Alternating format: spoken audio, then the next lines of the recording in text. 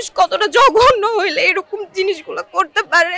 মারা গেছে যারা যারা শহীদ হয়েছে তাদেরকে আমাদের পক্ষে ফিরিয়ে আনা সম্ভব না। হ্যাঁ, প্রতিদিন আসলে যখন এই নিউজগুলো দেখি কন্টিনিউয়াসলি আমার কাছে ফিল হয় যে বিচার তো আমরা চাইতেই পারি না, কারণ আমরা সবাই হাতে হাত গুটিয়ে বসে আছি যেখানে।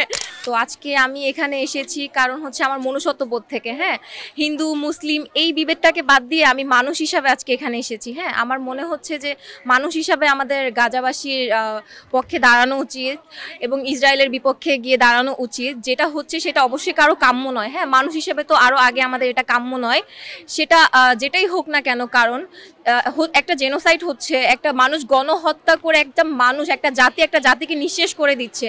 এটা কখনোই কারো কাম্য হতে পারে না। শিশু থেকে শুরু করে বৃদ্ধ কাউকে ছাড়ছে না। হ্যাঁ, পুরো একটা দেশ ধ্বংস করে দিল। এটা কারোরই কাম্য নয়। যদি কেউ মানুষ হয়, মানুষ হয়ে আমার মনে হয় যে কেউ কারো ইমোশনটা কন্ট্রোল করা আসলে সহজ না। আমার পক্ষেও সহজ হয়নি। আমি প্রতিদিন আসলে যখন এই নিউজগুলো দেখি কন্টিনিউয়াসলি আমার কাছে ফিল হয় যে মানুষ কতটা জঘন্য হইলে এরকম জিনিসগুলো করতে পারে।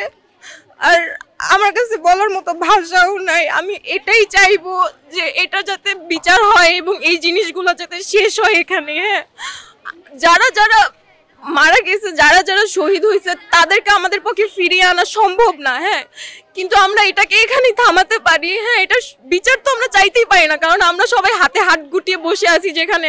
সেখানে বিচার চাওয়া তো একটা বিলাসিতা মাত্র। হ্যাঁ, কিন্তু আমি চাইবো যাদের মধ্যে মনুষ্যত্ব বোধ আছে তারা যাতে সকলে এটার বিপক্ষে এসে দাঁড়ায় এবং বড় বড় দেশগুলো যাতে এটা নিয়ে ভাবে। আমি জাস্ট এতটুকুই চাই। আমি যখন বাসায় থাকি আমি কন্টিনিউয়াসলি ভিডিওগুলো দেখি, আমি খুবই মর্মাহত এবং কন্টিনিউয়াসলি আমার মনে হয় যে এগুলো জিনিস কেন হচ্ছে। হ্যাঁ, আমরা মানুষ হিসাবে কি এতটাই জঘন্য? মানুষ হিসাবে কি মানুষ এটাই করতে পারে? এতটা জঘন্য কিভাবে হতে পারে? তো আমি আসলে এই মুহূর্তে অনেক ইমোশনাল হয়ে যাচ্ছি। আমি সো সরি।